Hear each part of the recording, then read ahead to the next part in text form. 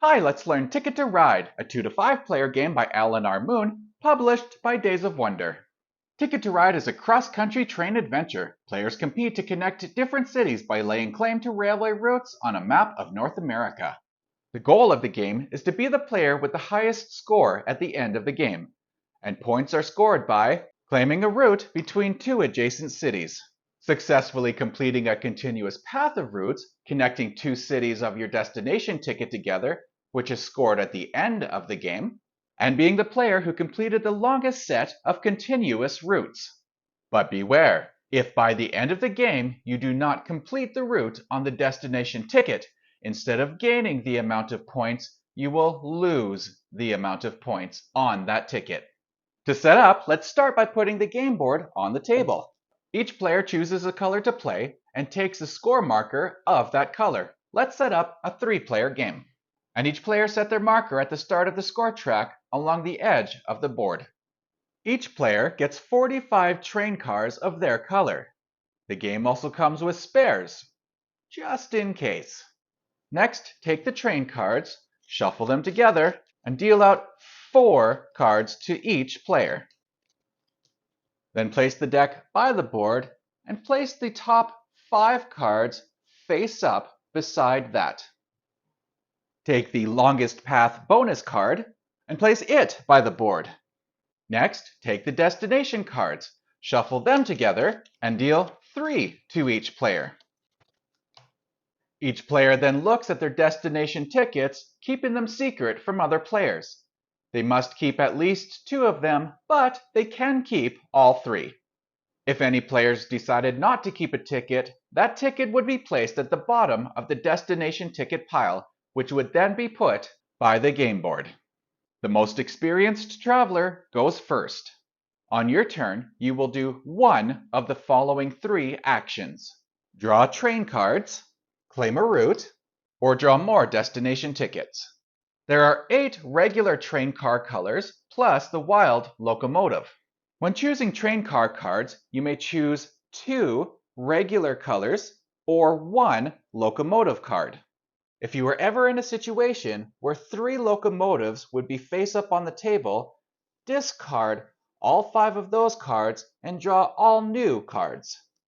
If a player chooses 1 card and the next card to come out is a locomotive, that player cannot draw the face-up locomotive. If you choose not to draw one of the cards that are face up, you may blindly draw the top 2 cards of the draw pile. And remember, nobody knows what you drew.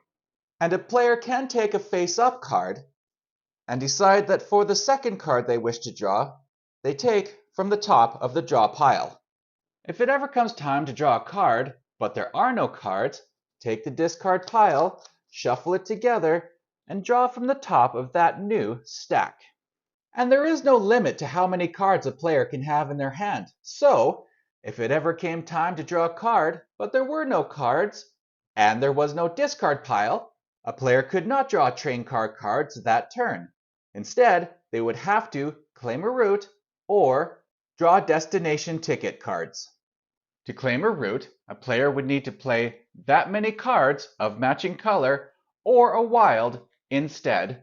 Place those cards in the discard pile, then set that number of your color train on each space.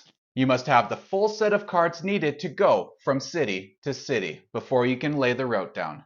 Gray spaces are wild spaces, so you can use any card type as long as they're the same card type. Once cards have been used, they all go in the discard pile. Some routes have double routes. In a 2 or 3 player game, only one of the routes can be claimed. Then the other one is unable to be claimed. However, in a 4 and 5 player game, one other player has the opportunity to claim the other route. Also, any player can claim any route. It doesn't have to be along the path of their destination ticket, nor does it have to connect to anything they previously laid down. And every time a player claims a route, they score points according to the table printed on the board and printed on a separate card. So when the yellow player claims this 6-space route, he gets 15 points. so move the score marker that many points. A player can also use his turn to draw more destination tickets.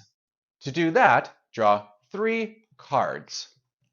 Then look at the cards to decide which ones you wish to keep. You must keep 1, but you can keep 2 or even all 3. If a player wishes to return any destination tickets, set it at the bottom of the destination ticket deck. If when drawing tickets there are less than 3 cards, choose the amount of cards you are able to. And there is no limit to the amount of destination tickets a player is allowed to have. When a player's stock of trains hits 2 or less, we have entered the final round. Then every player, including this one, gets 1 final turn. At endgame scoring, everybody reveals all their destination cards and adds the amount of points for every completed route, or subtracts if the route was not completed. When determining who has the longest path, only take into account the path of one continuous color. It can loop and even pass through the same city, but it cannot use the same train a second time. And if there were a tie, both players would get 10 points. And the player with the most points wins. If there is a tie, the player with the most destination tickets is the winner. And if there's still a tie, the player with the longest continuous path card wins. Thank you for joining me today to learn Ticket to Ride. Have fun, and I invite you to join me next time as I do a playthrough.